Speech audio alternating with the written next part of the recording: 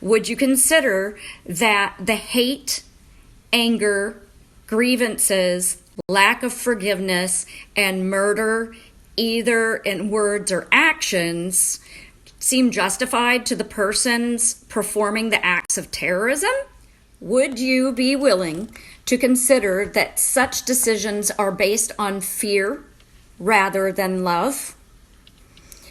And would you rewind our history and observe that since the beginning of humankind, there has been an amazing amount of fear and terror in one form or another that we have passed along in our teachings from one generation to another? Terrorists come in many different forms. Political persuasions, I feel a little commentary, I feel a little whatever, persecuted, whatever, from the stupid political crap we got going on now. Starting that paragraph again. Terrorists come in many different forms. Political persuasions, skin colors, sizes, and have different religious beliefs. They are rich people, poor people, governmental people, agencies, and heads of state. Their attacks are often sudden and unexpected, where thousands upon thousands of innocent people have been killed. And the perpetrators often feel righteous and justified about what they've done. In attempts to understand the world myself, I have found cartoons to be extremely helpful and insightful. I, along with thousands of others, remember the famous Pogo cartoon that stated, "We have met the enemy and he is in us." Dr. Elizabeth Kubler-Ross, famous psychiatrist now deceased, was known for her work on death and dying. She once said, "There is a little bit of Hitler in each of us." Ouch. Commentary.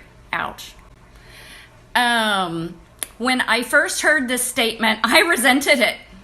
I said to myself, I hate Hitler. And there is no Hitler in me. I was then in denial of my ego, whose center is fear, conflict, hate, revenge, and murder.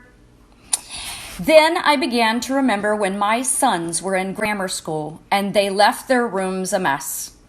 How there were occasions when I lost my temper and would shout at them, trying to control them by making them fearful, not realizing I was causing terror in them by my loud outbursts of anger. It is not a terrorist, Is it not a terrorist someone who causes another person to feel terrified?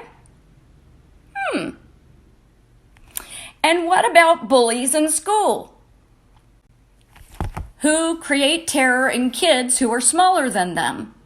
Isn't bullying another form of terrorism? Another form of fear?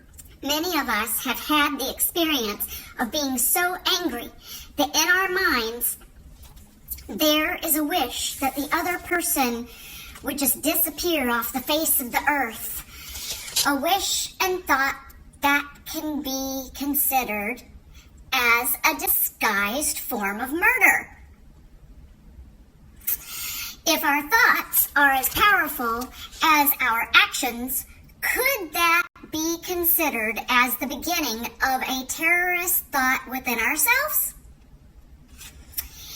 Is it just possible that Pogo was correct and that the enemy is within our minds? When we allow ourselves to believe that anger and hate, when will we... Is it possible that Pogo was correct and that the enemy is within our minds when we allow ourselves to believe that anger and hate will get us what we want? Is it not possible that to heal the outside world, we first need to do inner healing of our own fears, attack thoughts, and hatred? questions and more questions continue to be asked. Can we get out of the mess that the world we see seems to be in? Is there an alternative to destroying each other and ourselves and the planet we live on? Will hate and violence always be a part of our lives? Is this a dream world? A world of illusions and insanity made up by our egos that blocks the awareness of the presence of love? The concepts in this book can help heal your minds and our hearts. They can open the door to making all of our decisions based on love rather than fear. They can assist us in committing ourselves to go through each day with the vigorous determination that we will have no thoughts, attitudes, words, or actions that are hurtful to others or ourselves. The lessons in this book are based on the belief that only our own thoughts and attitudes create our reality, and that it is only our own thoughts and attitudes that can hurt us or heal us. I like reminding myself of a friend, Hugh Prather. Side note commentary, amazing little book of letting go. I don't even know if you can even get it anymore, but I'll put it on my website if I can find it. Okay, so I like reminding myself of my friend Hugh Prather, who states, there must be another way of going through life besides being pulled through it, kicking and screaming. I do believe that there is another way of going through life, and it requires an open mind, a willingness to change our beliefs, and to change our goal. There is increasing recognition among people everywhere that we are destroying ourselves and the world which we live. Many of us, myself included, have felt the futility of trying to rid ourselves of frustration, conflict, pain, and illness, while still holding on to old belief systems. We do not seem to be able to change the world, to change other people, or to change ourselves until we are willing to change our own minds. Today, there is a rapidly expanding search for a better way of going through life that is uncovering a new awareness and a change in consciousness. It is like a spiritual flood that is about to cleanse the earth. This transformation of consciousness is prompting us to look inward, and as we explore our own inner spaces, we recognize the harmony and at one mint that has always been there. As we look inward, we also become aware of an inner intuitive voice that provides a reliable source for guidance. When the physical senses are hushed and we listen to the inner voice and surrender to it, moments of true healing and true growth occur. In this silence, where the conflict of personalities has ceased to interest us, we can experience the joy of peace in our lives. Although we want to experience peace, most of us are still seeking something else that we never find. We're still trying to control and predict, and therefore we feel isolated, disconnected, separate, alone, fragmented, unloved, and unlovable. We never seem to get enough of what we think we want. And our satisfactions are highly transitory. Even with those people we're close to, we often have love-hate relationships. We love them, and when it is not fulfilled, we hate them. Many of us are finding that even after throughout the world, there is a growing recognition of the need to feel fulfillment within rather than to rely on the external symbols of success.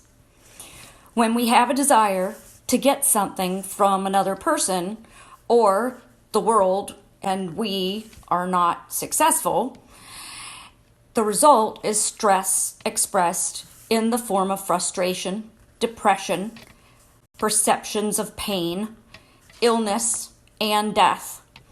Most of us seriously want to get rid of the pain, illness, and frustrations, but we still want to maintain the old self-concept. Perhaps this is why we are going in circles, because we rigidly hold on to our old belief systems. The world that seems so insane is the result of a belief system that is not working. To perceive the world differently, we must be willing to change our belief system, heal our relationship with our past, and expand our sense of now by releasing the fear in our minds. This changed perception leads to the recognition that we are not separate, but we have always been joined. There are many valid ways that lead to transformation and inner peace. This small book has been written as a primer for those of us who are motivated to experience personal transformation towards a life of giving and love, and away from getting and fear. In brief, this is a book about self-fulfillment through giving. The words and drawings present practical applications of steps for transformation in everyday situations that all of us face. That didn't sound right. The words and drawings present practical applications of steps for transformation in everyday situations that all face us, or that all of us face, or you get it. Anyway, this book is intended to help us remove the blocks to the awareness of love's presence in our lives. We can learn to retrain our minds to have the single goal of peace of mind and the single function of practicing forgiveness. Our fulfillment can come from listening to the voice of our inner teacher. And in doing so, we will learn to heal our relationships, experience peace of mind, and let go of fear. I hope you didn't skip ahead and got all of this good information to prepare you for part 1, preparation for personal transformation.